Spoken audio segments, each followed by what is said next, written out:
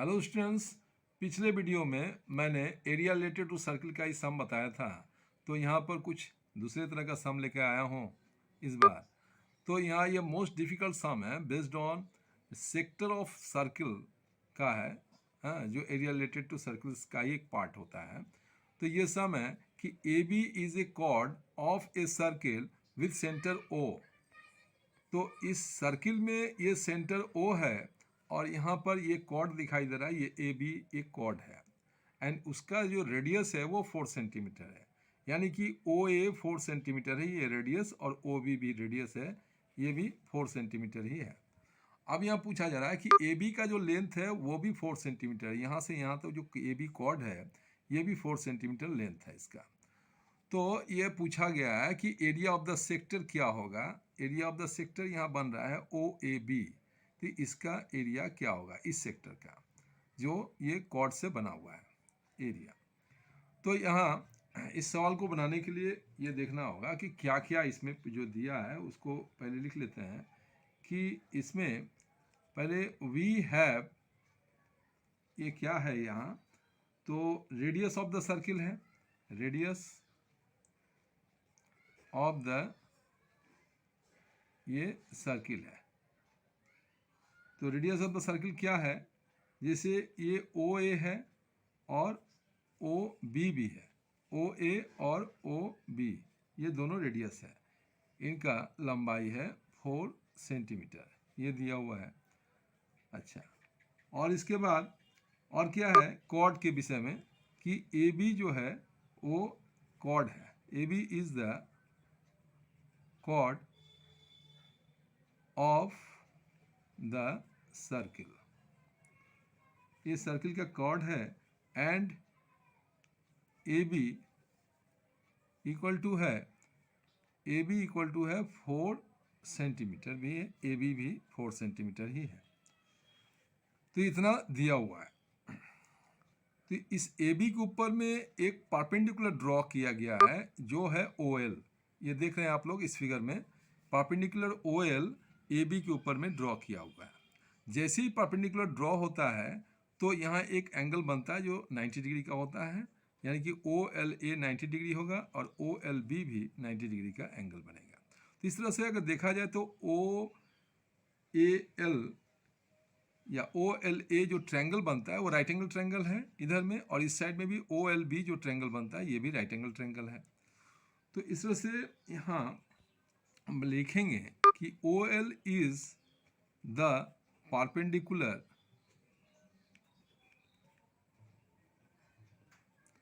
drawn on AB,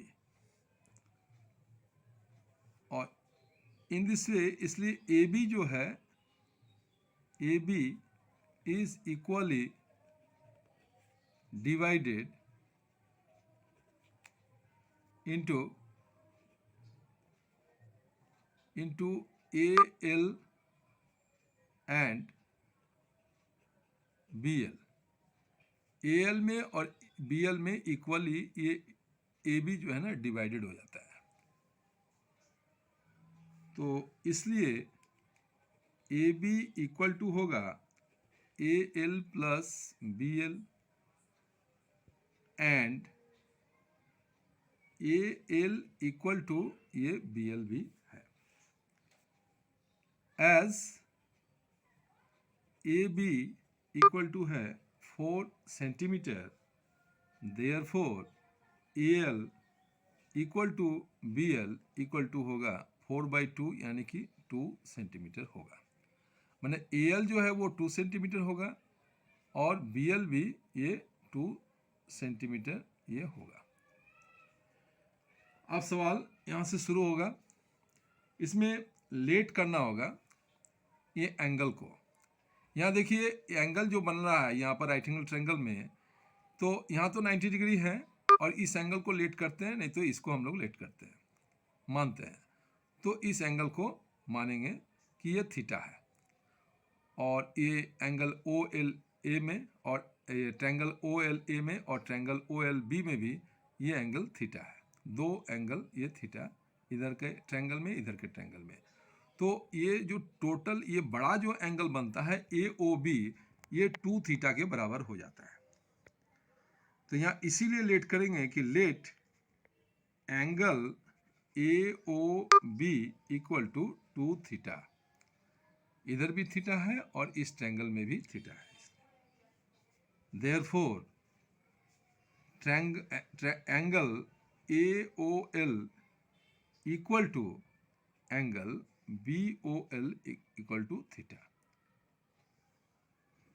इसलिए angle AOB 2 theta होता है, क्योंकि AOL और BOL ये दोनों एंगल पहले से थीटा इसको मान लिया गया है। चलिए, तो इस राइट एंगल ट्रायंगल OLA में या हम लिख देते हैं इसको, triangle OLA and triangle OLB are the two right angle ये ट्रायंगल है।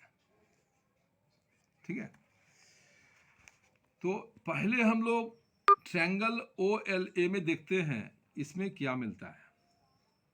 तो इन ट्रायंगल OLA इसमें क्या होता है कि यहाँ पर हम लोग को ये इस एंगल को फाइंड आउट करना है।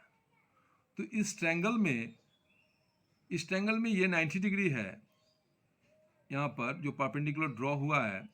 तो इसलिए हम अगर इसको परपेंडिकुलर मान लेते हैं तो ये हो जाएगा, AL को परपेंडिकुलर मानते हैं तो OL हो जाएगा बेस और OA तो हाइपोटेन्यूज ही रहेगा। तो यहाँ पर चलिए AL को परपेंडिकुलर मान लेते हैं और OL को बेस मान लेते हैं। तो यहाँ अगर साइन थीटा लगाते हैं, आप लोग ट्रिग्नोमेट्री में देखिएगा साइन थीटा का वैल्यू जो होता है, ये साइन थीटा का जो रेशियो होता है वो होता है कि परपेंडिकुलर बाय हाइपोटेन्यूज होता है। तो इसलिए हम यहाँ लिखेंगे कि AL बाय OA ये लिखना होगा। मैंने इसको परपेंडिकुलर मान लिया और OL जो है AL को परपेंडिकुलर, OL को बेस और OA को हाइपोटेन्यूज। तो इससे क्या मिलता है कि ये परपेंडिकुलर जो इसको माने हैं ये हो गया 2 सेंटीमीटर। मैंने पहले ही बताया था कि OL जब यहाँ पर परपेंडिकुलर ड्रॉ हुआ था तो AB इक्वली डिवाइडेड हुआ था। तो वहाँ पर AL और BL equal to each other है और दोनों को मिलाकर AB होता है, और इसीलिए AL और BL 4/2 यानी कि 2 सेंटीमीटर ये हो गया AL और BL भी 2 सेंटीमीटर हुआ। इस तरह से यहाँ पर परपेंडिकुलर 2 होगा और यहाँ पर OA जो हाइपोटेन्यूज है वो होगा 4। इसको काटते हैं तो 2 1 जा और ये 2 2 जा 4, यानी कि 1/2 होता है।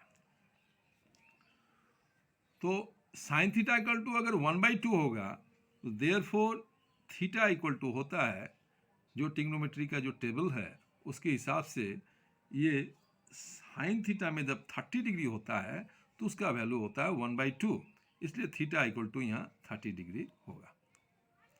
ठीक है, सिमिलरली उसी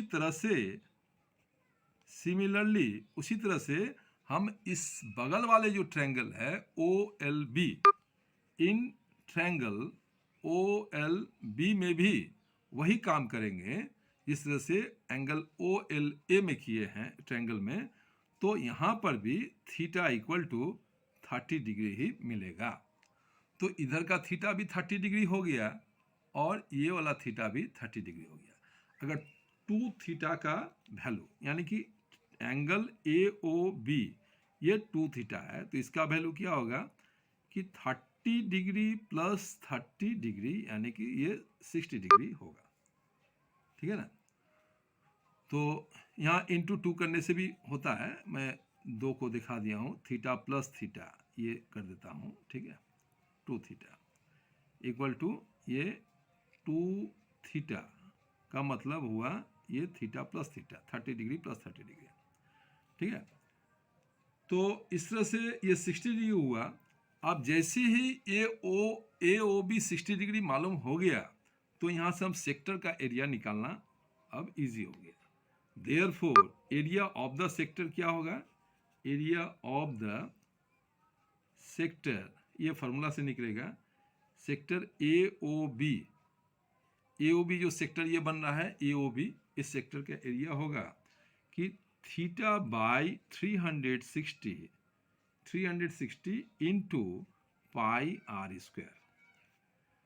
चलिए ये थीटा कितना है, 60 डिग्री है, और नीचे में ये 360 इंटू ये पाई में, आपको यहाँ पर पाई को वैल्यू नहीं बैठाएंगे, आंसर ये तो कॉम्प्लिकेटेड हो जाएगा कैलकुलेशन, इसलिए पाई इंटू यहाँ पर आर का वैल्यू कितना है, जो 4 सेंटीमीटर रेडियस पहले से दिखाया हूँ, तो ये 4 इंटू ये 4 ही होगा, आर स्क्वायर है इसलिए।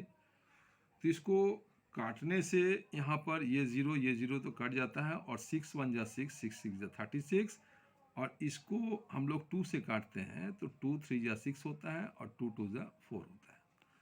तो ये कुल काट के ये जो आता है, तो ये होता है 4 2 जा 8, और ये पाई रह जाता है, नीचे में होता है 3, 8 पाई बाई 3, ये सेंटीमीटर ये बनेगा area of the sector A O B, ये होगा आंसर। तो ये वीडियो कैसा लगा, ये तो सम बहुत ही कॉम्प्लिकेटेड था, तो मैंने ये चुन के एक ऐसा सम दिखाया कि इस सम से आप लोगों को मतलब इस तरह का कॉम्प्लिकेशन आएगा तो वो आप लोगों को कोई दिक्कत नहीं होगा। तो इसको देख के आप लोग बढ़िया से पूरा वीडियो देख के समझिएगा, और वीडियो आप लोगों को ये ज़रूर अच्छा लगा होगा, इसको लाइक और सब्सक्राइब करने के लिए मत भूलिएगा, और इस तरह का और भी आपको सम मिलेगा तो कमेंट में ज़रूर लिखिएगा। थैंक यू, धन्यवाद। नेक्स्ट वीडियो में मैं फिर इस तरह का और सम लेके मिलूँगा आपसे।